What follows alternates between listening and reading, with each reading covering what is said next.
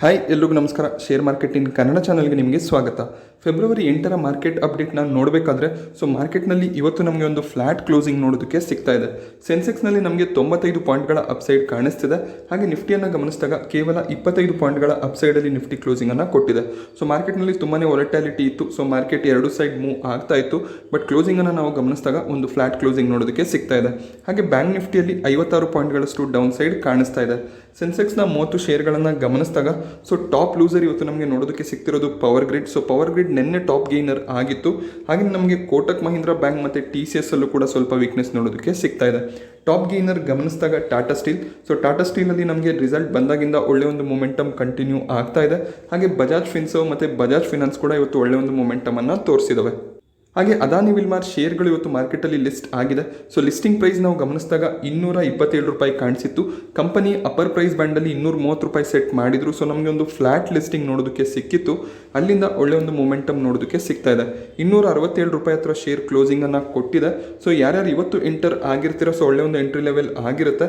But ಇನ್ಮೇಲೆ enter ಆಗೋರು ಸ್ವಲ್ಪ careful ಆಗಿ ಇರಬೇಕಾಗುತ್ತೆ. ನಾವು ಬೇರೆ ಎಲ್ಲ IPOಗಳನ್ನು ಗಮನಿಸಿದಾಗ ಒಂದು ಹೈಯರ್ ಲೆವೆಲ್ಗೆ ಪ್ರೈಸ್ ರೀಚ್ ಆದಮೇಲೆ ಅಲ್ಲಿಂದ ಸಡನ್ ಆಗಿ ನಮಗೆ ಪ್ರಾಫಿಟ್ ಬುಕಿಂಗ್ ಬರುವಂಥ ಸಾಧ್ಯತೆ ಇರುತ್ತೆ. ಪ್ರೈಸ್ ಮೇಲೆ ಹೋಗ್ತಾ ಇರಬೇಕಾದ್ರೆ ಬೈಯಿಂಗ್ ಬರ್ತಾ ಇರುತ್ತೆ. ಬಟ್ ಸ್ವಲ್ಪ ಅಲ್ಲಿ ಏನಾದರೂ ಸೆಲ್ಲಿಂಗ್ ಪ್ರೆಷರ್ ಬಂದರೆ ಯಾರ್ಯಾರು IPO ಅಲಾಟ್ಮೆಂಟ್ ಆಗಿರ್ತಾರೆ ಅವರೆಲ್ಲ ಎಕ್ಸಿಟ್ ಆಗೋದಕ್ಕೆ ಸ್ಟಾರ್ಟ್ ಆಗ್ತಾರೆ. ನೀವು ಆ ಪ್ರೈಸ್ಗಳಲ್ಲಿ ಎಂಟರ್ ಆದರೆ ನಿಮಗೆ ಸ್ವಲ್ಪ ಪ್ರಾಬ್ಲಮ್ ಆಗ್ಬೋದು. ಆ ಕಾರಣದಿಂದ ಇವತ್ತು ಎಂಟರ್ ಆದರೆ ಓಕೆ. ಬಟ್ ನಾಳೆ ಎಂಟರ್ ಆಗುವಾಗ ಅಕಸ್ಮಾತ್ ಪ್ರೈಸ್ ಏನಾದರೂ 4-5% ಅಪ್ಸೈಡಲ್ಲಿ ಇದ್ದಾಗ ಅವಾಯ್ಡ್ ಮಾಡೋದು ಒಳ್ಳೆಯದು. ಆ ಲೆವೆಲ್ಸಿಂದ ಪ್ರಾಫಿಟ್ ಬುಕಿಂಗ್ ಬರುವಂಥ ಸಾಧ್ಯತೆಗಳು ಹೆಚ್ಚಾಗಿರುತ್ತೆ. Vedant fashion IPO grey market ಪ್ರೀಮಿಯಮಲ್ಲಿ ತುಂಬಾ ಫಾಲ್ ಕಾಣಿಸ್ತಿದೆ. 7 ರೂಪಾಯಿ ಪ್ರೀಮಿಯಂ ಇವತ್ತು ನಮಗೆ ನೋಡೋದಕ್ಕೆ ಸಿಗ್ತಿದೆ. ಇಲ್ಲಿ ಹೆಚ್ಚಿನ ಗೇನ್ಸನ್ನು ಎಕ್ಸ್ಪೆಕ್ಟ್ ಮಾಡೋದು ತಪ್ಪಾಗುತ್ತೆ.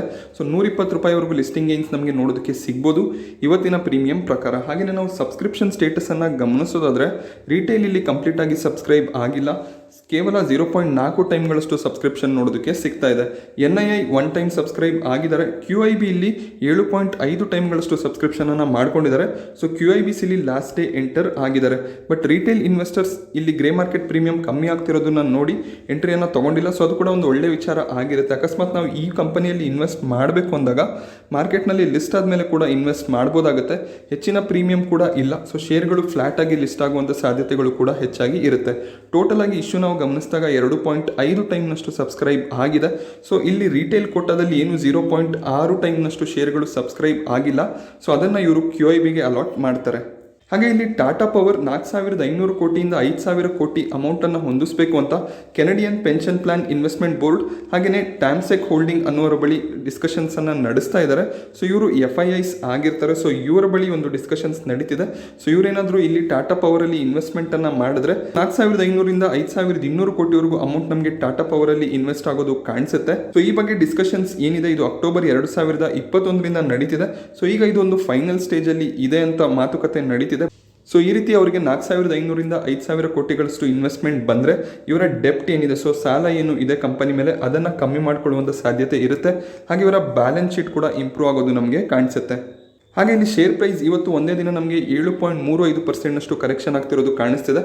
ಒಳ್ಳೆ ಒಂದು ನ್ಯೂಸ್ ಇದೆ. ಬಟ್ ಸ್ಟಿಲ್ ಏನಕ್ಕೆ ಶೇರ್ ಪ್ರೈಸ್ನಲ್ಲಿ ಫಾಲ್ ಅಂತ ನಾವು ಗಮನಿಸಿದಾಗ ಬೆಳಗಿನ ಸೆಷನಲ್ಲಿ ನೀವು ಪ್ರೈಸನ್ನು ಗಮನಿಸ್ಬೋದು. ಒಂದು ಒಳ್ಳೆ ಲೆವೆಲಲ್ಲಿ ಶೇರ್ಸ್ ಓಪನ್ ಆಗಿತ್ತು. ಅಲ್ಲಿಂದ ಕಂಟಿನ್ಯೂಸ್ ಫಾಲ್ ಆಗ್ತಿದೆ. ಇದಕ್ಕೆ ಮೇಜರ್ ರೀಸನ್ ನಾವು ಗಮನಿಸಿದಾಗ ನಾಳೆ ಕಂಪನಿಯ ರಿಸಲ್ಟ್ ಬರೋದಿದೆ. ಸೆಪ್ಟೆಂಬರ್ ಕ್ವಾರ್ಟರ್ನಲ್ಲಿ ಇವರು 506 ಕೋಟಿಗಳ ಪ್ರಾಫಿಟನ್ನು ಡಿಕ್ಲೇರ್ ಮಾಡಿದರು. ಬಟ್ ಈ ಕ್ವಾರ್ಟರ್ನಲ್ಲಿ ಯಾವ ಒಂದು ರಿಸಲ್ಟ್ ನಮಗೆ ನೋಡೋದಕ್ಕೆ ಸಿಗುತ್ತೆ ಅದು ನಾಳೆ ನಮಗೆ ಗೊತ್ತಾಗುತ್ತೆ. ಇಲ್ಲಿ ರಿಸಲ್ಟ್ ಏನಾದರೂ ಸರಿಯಾಗಿ ಬರಲಿಲ್ಲ ಅಂದರೆ ಇನ್ನಷ್ಟು ಕರೆಕ್ಷನ್ ಆಗುವಂಥ ಸಾಧ್ಯತೆಗಳು ಇರುತ್ತೆ. ನಾನು ನಿಮಗೆ ಯಾವಾಗಲೂ ವಿಡಿಯೋದಲ್ಲಿ ಹೇಳ್ತಾ ಇರ್ತೀನಿ ಟಾಟಾ ಪವರ್ ಟಾಟಾ ಮೋಟಾರ್ ಶೇರ್ಗಳು ಏನಿದಾವೆ ಅದು ಮುಂದಿನ 4-5 ವರ್ಷದಲ್ಲಿ ಒಳ್ಳೆ ಒಂದು ಪರ್ಫಾರ್ಮೆನ್ಸನ್ನು ಕೊಡ್ಬೋದಾದಂಥ ಶೇರ್ಗಳು ಆಗಿರುತ್ತೆ. ಎಲೆಕ್ಟ್ರಿಕ್ ವೆಹಿಕಲ್ ಸೆಗ್ಮೆಂಟ್ ಪಿಕಪ್ ಆಗಬೇಕಾಗುತ್ತೆ. ಆಗಲೇ ನಮಗೆ ಮೊಮೆಂಟಮ್ ನೋಡೋದಕ್ಕೆ ಸಿಗೋದು. ಮಾರ್ಕೆಟ್ನಲ್ಲಿ ತುಂಬಾ ಡೌನ್ ಸೈಡ್ ಇದ್ದಾಗ 206, 209 ಲೆವೆಲಲ್ಲಿ ಆಪರೇಟರ್ಸ್ಗಳು ಎಂಟ್ರಿ ಆಗಿರ್ತಾರೆ. ಈಗ ಈ ಲೆವೆಲ್ಸಲ್ಲಿ ಅವರು ಎಕ್ಸಿಟ್ ಆಗೋದಕ್ಕೆ ಸ್ಟಾರ್ಟ್ ಮಾಡ್ಕೋತಾರೆ. ಇಲ್ಲಿ ರಿಟೇಲ್ ಇನ್ವೆಸ್ಟರ್ಸ್ ಏನು ಮಾಡ್ತಾರೆ ಇಲ್ಲಿ ನಮಗೆ ಶೇರ್ ಪ್ರೈಸ್ ಇನ್ನಷ್ಟು ಮೇಲೆ ಹೋಗ್ಬೋದು ಅನ್ನೋ ಕಾರಣದಿಂದ ರಿಟೇಲ್ ಇನ್ವೆಸ್ಟರ್ಸ್ ಎಂಟರ್ ಆಗ್ತಾರೆ. ಆ ಮೊಮೆಂಟಮಲ್ಲಿ ಆಪರೇಟರ್ಸ್ ಎಕ್ಸಿಟ್ ಆಗೋದಕ್ಕೆ ಸ್ಟಾರ್ಟ್ ಮಾಡ್ತಾರೆ. ಎಕ್ಸಿಟ್ ಆದಾಗ ಇಲ್ಲಿ ನಮಗೆ ಫಾಲ್ ನೋಡೋದಕ್ಕೆ ಸಿಗುತ್ತೆ. ಹಾಗೆ ಯೂನಿಯನ್ ಬ್ಯಾಂಕ್ನ Q3 ರಿಸಲ್ಟ್ ನಮಗೆ ನೋಡೋದಕ್ಕೆ ಸಿಗ್ತಿದೆ.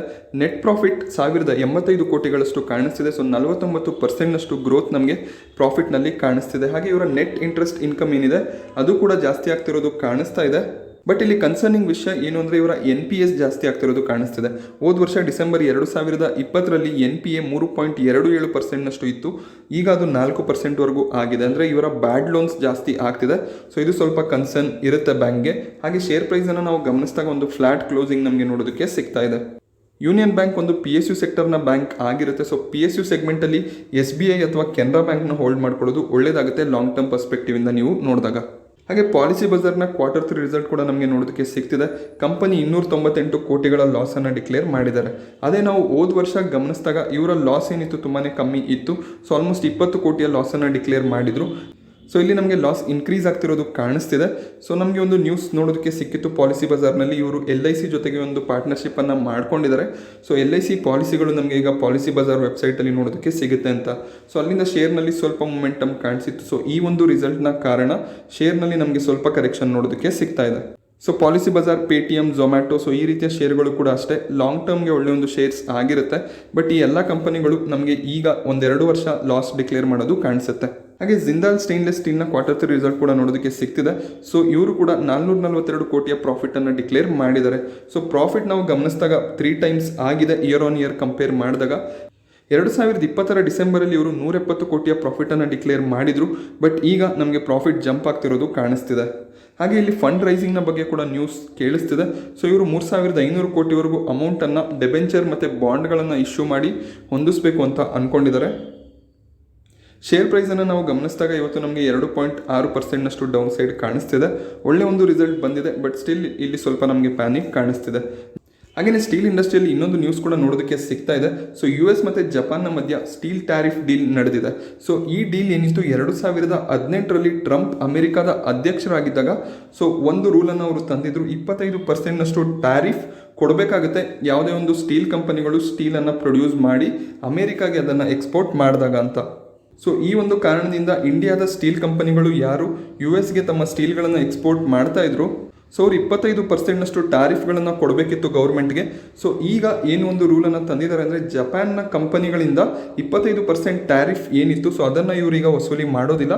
ಆ ಕಾರಣದಿಂದ 1.25 ಮಿಲಿಯನ್ ಮೆಟ್ರಿಕ್ ಟನ್ನಷ್ಟು ಸ್ಟೀಲನ್ನು ಜಪಾನ್ ಫ್ರೀಯಾಗಿ USಗೆ ಎಕ್ಸ್ಪೋರ್ಟ್ ಮಾಡ್ಬೋದಾಗುತ್ತೆ.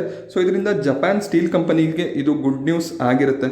ಬಟ್ ಇಂಡಿಯನ್ ಕಂಪನೀಸ್ಗೆ ನಾವು ಇದರಿಂದ ಏನಾದರೂ ಪ್ರಯೋಜನ ಇದೆಯಾ ಅಂತ ಗಮನಿಸಿದ್ರೆ ಸೊ ಇಲ್ಲಿ ಯಾವುದೇ ಒಂದು ಪ್ರಯೋಜನ ಇರೋದಿಲ್ಲ. ಸೊ ಇದು ಜಸ್ಟ್ ಒಂದು ನ್ಯೂಟ್ರಲ್ ಡೀಲ್ ಆಗಿರುತ್ತೆ ಇಂಡಿಯನ್ ಸ್ಟೀಲ್ ಕಂಪನೀಸ್ಗೆ ನಾವು ಕಂಪೇರ್ ಮಾಡಿದಾಗ.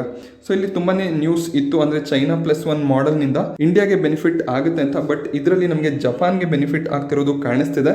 ಸೊ ನೋಡಬೇಕಾಗುತ್ತೆ ಮುಂದಿನ ದಿನದಲ್ಲಿ ಇಂಡಿಯನ್ ಸ್ಟೀಲ್ ಕಂಪನಿಗಳಿಗೆ ಯಾವುದಾದ್ರೂ ಒಂದು ರಿಲೀಫನ್ನು US ಕೊಡುತ್ತಾ ಅಂತ. ಹಾಗೆ PI ಇಂಡಸ್ಟ್ರೀಸ್ನ ಶೇರ್ಗಳಲ್ಲಿ ಒಳ್ಳೆಯ ಒಂದು ಮೊಮೆಂಟಮ್ ಇವತ್ತು ನೋಡೋದಕ್ಕೆ ಸಿಗ್ತಿದೆ.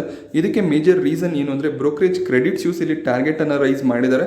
13% ಅಪ್ಸೈಡ್ ನಮಗೆ PI ಇಂಡಸ್ಟ್ರೀಸಲ್ಲಿ ನೋಡೋದಕ್ಕೆ ಸಿಗ್ಬೋದು. ಸೊ ನಮ್ಮ ಟಾರ್ಗೆಟ್ 3000 ರೂಪಾಯಿ ಅಂತ ಅವರು ಡಿಕ್ಲೇರ್ ಮಾಡಿದ್ದಾರೆ. ಸೊ ಆ ಕಾರಣದಿಂದ ಒಂದು ಒಳ್ಳೆ ಮೊಮೆಂಟಮ್ PI ಇಂಡಸ್ಟ್ರೀಸಲ್ಲಿ ನಮಗೆ ನೋಡೋದಕ್ಕೆ ಸಿಗ್ತಾ ಇದೆ. ಸೊ ನಾನಿವತ್ತು ನಿಮಗೆ ತಿಳಿಸ್ಕೊಟ್ಟಂತಹ ಮಾಹಿತಿ ಇಷ್ಟ ಆದರೆ ವಿಡಿಯೋನ ಲೈಕ್ ಮಾಡಿ. ಹಾಗೆ ಇದೇ ರೀತಿಯ ಮಾರ್ಕೆಟ್ ಅಪ್ಡೇಟ್ಸ್ಗಳಿಗೋಸ್ಕರ ಚಾನಲ್ನ ಸಬ್ಸ್ಕ್ರೈಬ್ ಮಾಡ್ಕೊಳ್ಳಿ. Thank you friends.